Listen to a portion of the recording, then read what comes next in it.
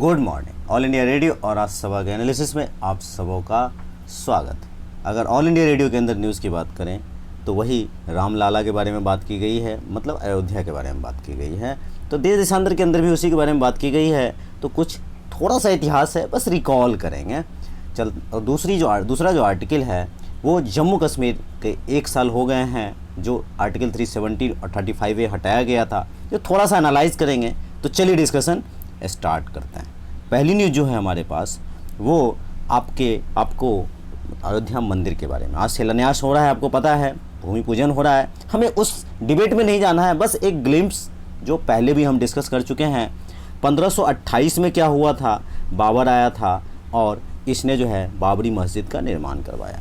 ठीक है, चलता रहा। 1885 में एक महंत थे रघुवीर दास, इन्होंने एक PIL, आपके PIL मतलब हाईकोर्ट में गए और कहा कि ये इस तरह की बात है, मंदिर था यहाँ, लेकिन ये एक्सेप्ट नहीं हुआ। 1885 कब, कांग्रेस जब बना था तब, मतलब उसी ईयर।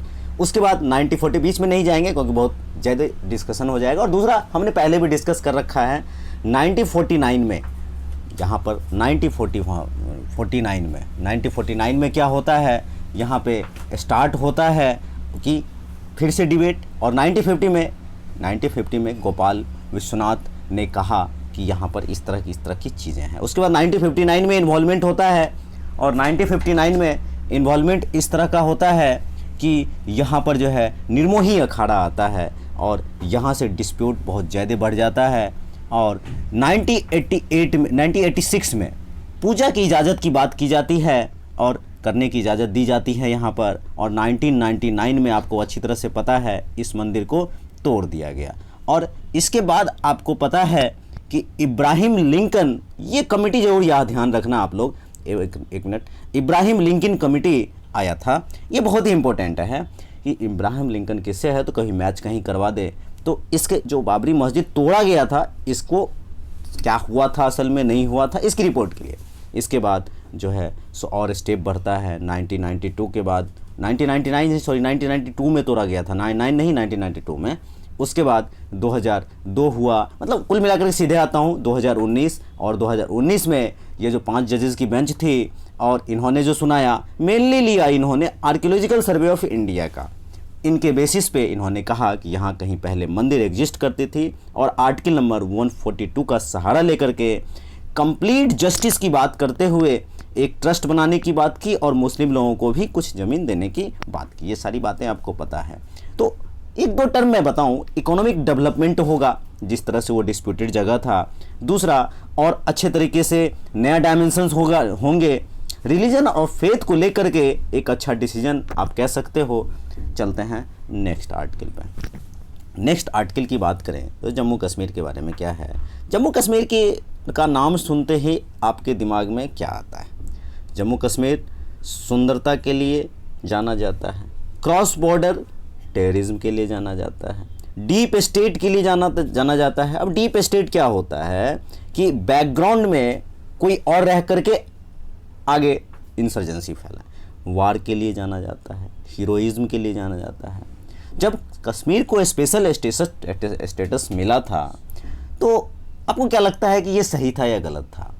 तो कुछ पहलू अगर देखें तो सही भी था, कुछ पहलू देखें तो गलत भी था। भारत में एक साथ दो थ्योरी कैसे? हालांकि अब तो उस डिबेट में हम ज़्यादा नहीं जाएंगे, लेकिन ये जो कहा जाए कि आर्टिकल 370 के कारण हेल्थ में सुधार नहीं हुआ, एजुकेशन में सुधार नहीं हुआ, जब था तो लैंड नहीं मिल सकता था, ये सब धारणाएं हैं। काम करने की विल पावर होनी चाहिए, शक्ति होनी चाहिए। अगर इस तरह की चीज़ें हो, देखो धर्म के नाम पर युवाओं को भटकाया जाता है। धर्म के बाद जो है बहुत सारे मीडिया कवरेज आती हैं और इस जम्मू कश्मीर के इशू में इतना संवेदनशील विषय, मीडिया भी कभी सही से बात करे तब ना। मीडिया को भी सही से बात करना चाहिए। देखो चेंज क्या क्या हुआ, the number of terror incidents, local recruitment infiltration has come down, ये कम हुआ। बेटर कोऑर्डिनेशन हुआ BSF, army and local police के बीच में। आंसर के अंदर लिख सकते हो stone plating has come down, ये भी जो पत्थर फेंक बाजी होती थी कम हुआ। नेशनल इन्वेस्टिगेशन एजेंसी जो है ये भी चौक हवाला मनी कमिंग न, मतलब ये सब चेंज हुआ। आप कह सकते हो different sections west Pakistan Gorkhas Balmiki have gotten domicile certificate वगैरह मिलने लगे। The clarion of separatism has come down and has shifted towards the restoration assembly. Hurriyat वगैरह जिसको हम लोग जानते हैं, आप लोग जानते हो। Pakistan deep state would like to create problems in J&K। Challenges है यह पाकिस्तान एक बहुत बड़ा चैलेंज है। यूथ ये एक इस तरह किस तरह से जॉब दिया जाए, ये भी एक चैलेंज है। डेवलपमेंट एक्टिविटीज़ किस तरह से बढ़े, ये भी एक चैलेंज है। तो वे फॉरवर्ड क्या है? तो वे फॉरवर्ड में तो मैं इतना ही कहूँगा, जम्मू कश्मीर को इमोशनली भावनात्मक रूप से जोड़ा जाए, ह्यूमन राइट्स रोकना होगा, डिसेंट्रलाइजेशन जरूरी है। अगर सेंटर ही अपने पास सारा पावर ले ले तो फिर स्टेट या डिस्ट्रिक्ट क्या करेगा? तो डिसेंट्रलाइजेशन बहुत ही ज़रूरी है। पॉलिटिकल प्रोसेस को बढ़ाना होगा, जो वहाँ पे अनस्टेबिलिटी है, अभी पॉलिटिकल अनस्टेबिलिटी आप कह सकते हो। इंटरनेट कनेक्शन को रिस्टोर करना होगा।